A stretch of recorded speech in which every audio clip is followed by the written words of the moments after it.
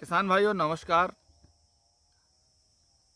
मई का आखिरी सप्ताह चल रहा है और खरीफ के सीज़न में मुख्य तौर से हमारे यहाँ जो फसल बोई जाती है वो है धान की खेती। धान की खेती का समय बिल्कुल निकट आ चुका है और यदि आप धान की खेती करना चाह रहे हैं और अगर आप धान की खेती करते हैं तो सबसे ज़रूरी काम है इस वक्त आपको जो वो आपको 3-4 काम मुख्य तौर पे अभी कर लेना है।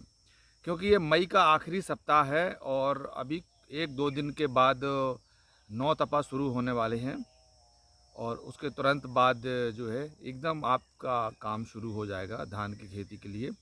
तो सबसे ज़रूरी काम जो है वो आपको अभी ये करना है कि सबसे पहले तो आपको खेत जाके देखना है। जब आप खेत जाके देखते हैं तो आपको खेत खुद बताता है कि किस चीज़ की ज़रूरत है। तो आप जब खेत जाते हैं और चारों तरफ खेत के घूमते हैं तो आपको 3-4 काम तो मुख्य तौर से अभी करना पड़ेगा। पहला काम तो ये है कि आप देख लीजिए कि यदि खेत समतल नहीं है, कहीं गड्ढा है या कहीं पे उठा हुआ है, तो आप ठीक करा लीजिए क्योंकि धान की खेती की सबसे ज़रूरी बात है कि बराबर पानी लगना चाहिए चारों तरफ, तो उससे आपकी पैदावार अच्छी होगी। दूसरा ये है कि आप जब मेड़ देखेंगे तो मेड़ें कहीं टूटी नहीं होना चाहिए क्योंकि अगर मेड़ टूटी होगी तो वहाँ से पानी निकल जाएगा आपके खेत का और आपकी फसल की जो पैदावार है वो उसमें बाधा उत्पन्न होगी। इसी के साथ ये भी है कि आप जो अभी खेत की जो ह्यूमस है या हम जिससे कहते हैं कि जो नेचुरल उर्वरक है या हम हमारे यहाँ उसको ऊस बोलते हैं, तो बारिश गिरती है तो खेत भर जाते हैं और खेत भरने के बाद अगर आपका खेत टूटा हुआ है तो वहाँ से उसकी ह्यूमस जो है वो निकल जाएगी और आपकी पैदावार में कमी आ जाएगी। मेड़े टूटी होने से ये बहुत बड़ा नुकसान होता है, तो आप मेड़े दुरुस्त कर लीजिएगा। तीसरा ये है कि आपके खेत में झाड़ियाँ जो देख लीजिए कि चारों तरफ जब आप घूम के चलें देखेंगे तो कांटेदार झाड़ियाँ हो सकती हैं या कोई और झाड़ियाँ हो सकती हैं।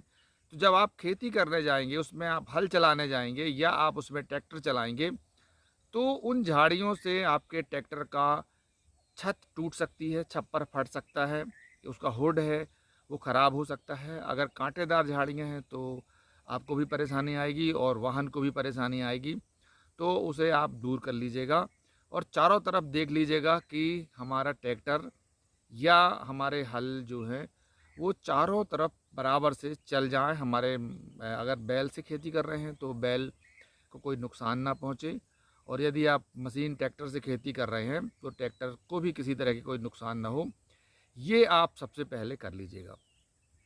में जो आगे बात वही है कि आप ये भी देख लीजिएगा कि कहीं कोई ऊपर से वायर करंट वगैरह जो लोग कई तरह के उपयोग के लिए ले जाते हैं, तो आपके खेत में कहीं कोई वायर ना हो और अगर वायर है, पावर उसमें आ रहा है, तो उसे आप देख लीजिएगा।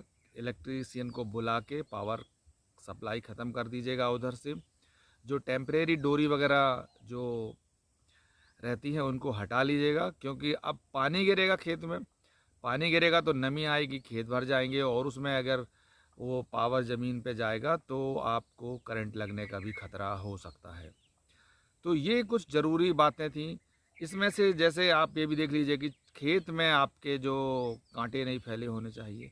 अगर खेत में आपके कांटे फैले हुए हैं तो आप जब चूँकि धान की खेती में आपको कई बार क्या हमेशा लगभग आप किसी तरह के जूते पहन के खेत के अंदर घुसना मुश्किल पड़ता है।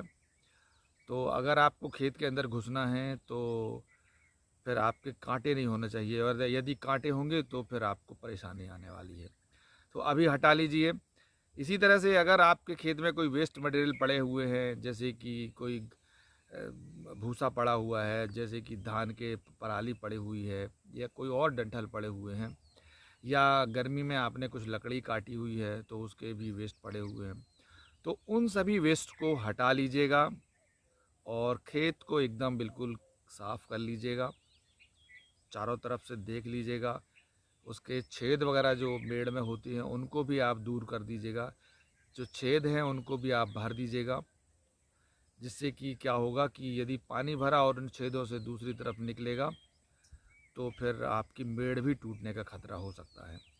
तो ये खरीफ की फसल के लिए ये खरीफ के सीज़न में जो हम लोग धान की फसल उगाते हैं उसके लिए सबसे ज़रूरी बातें हैं। और 9 तपा में अगर हो सके तो 9 तपा के बाद एक बार, और अभी 9 तपा शुरू होने वाली है, और अगर यदि बन सके तो एक बार खेत की जुताई भी कर दीजिएगा। जब आप जुताई करेंगे तो उसके अंदर जो दीमक है, उसके लार्वा है, या जो कोई ऐसे कीट पतंगे हैं जो फसल को नुकसान पहुंचाते हैं, उसने अंडे दे रखे हैं, तो वो गर्मी में ख़राब हो जाएंगे, ख़त्म हो जाएंगे और आपकी ज़मीन खुल जाएगी, उसमें कुछ हवा लग जाएगी और जो पलट जाएगी एक तरीके से। तो जो अभी तेज़ धूप होगी उस तेज़ धूप में उसके अंदर जो हानिकारक जीव जंतु हैं वो मर जाएंगे। और अभी यदि आपके यहाँ पानी गिर चुका है, हमारे यहाँ तो एक बार पानी गिर चुका है, तो उसमें जो बीज अंकुरण हो चुके होंगे खरपतवार वाले, वो भी ख़त्म हो जाएंगे। तो एक बार अगर आप खोल देते हैं ज़मीन को तो आपको धान की खेती के लिए फिर ज़मीन बहुत हल्की हो जाएगी। तो दोस्तों, ये थे सबसे ज़रूरी काम जो आपको अभी करने हैं और ये अभी ही कर लीजिएगा। अन्यथा अगर आपके खेत में पानी आ गया तो फिर आपको ये सब काम करने में बड़ी परेशानी आने वाली है। इसलिए ये काम अभी ही कर लीजिएगा। और मैं तो अभी दोस्तों खेत में ही हूँ, मैं आपको दिखा देता हूँ कि ये हमारे खेत हैं और खेत को हम लोग अब तैयारियों में जुट गए हैं। तो ये देखिए हम लोग भी लगे हुए हैं चारों तरफ से अपने खेतों को खाली करने के लिए, और जिससे कि हम जल्दी से जल्दी उसमें जो धान की खेती है वो उसमें हम कर सकें। तो ये थी साथियों ज़रूरी बातें जो आपको धान के लिए आपको बहुत ज़रूरी बातें हैं। और हम मिलते हैं अगली वीडियो में, जिस पे हम आपको बताएंगे कि धान की इस समय सबसे अच्छी वैरायटियां कौन सी हैं और कौन सी वैरायटी अच्छी पैदावार देती है और कौन सी वैरायटी जो है वो रोग मुक्त होती है। इस तरह की बातें हम आपको अगले वीडियो में बताने वाले हैं। तो दोस्तों देखते रहिएगा, नई दुनिया संभव है। यदि आप हमारे चैनल को पहली बार देख रहे हैं तो आप सब्सक्राइब कर लीजिएगा और अन्यथा आप लाइक कर दीजिएगा, शेयर भी कर दीजिएगा दोस्तों। तो फिर मिलते हैं आपको अगले वीडियो में।